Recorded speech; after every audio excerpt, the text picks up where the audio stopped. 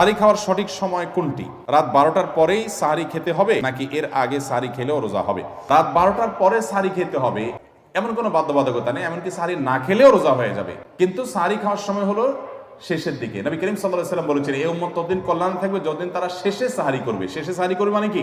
রাতের একেবারে শেষের দিকে সাহারি করবে। নবী করিম সাল্লাল্লাহু আলাইহি ওয়াসাল্লাম সাহারি খাওয়ার প্রচেষ্টা আয়াত তেলাওয়াত করার মতো সময় তার হাতে থাকতো। এই পরিমাণ সময় শেষে মানে একেবারে আজান দিচ্ছে আর আপনি কম্পিটিশন করতেছেন কার সাথে? মুয়াজ্জিনের সাথে। মুয়াজ্জিন মাইক নিয়ে দাঁড়ায় আছে, টাইম হবে, কাটা ঘুরতেছে, আরো 1 মিনিট বাকি আছে, আর আপনি এদিকে খাচ্ছেন।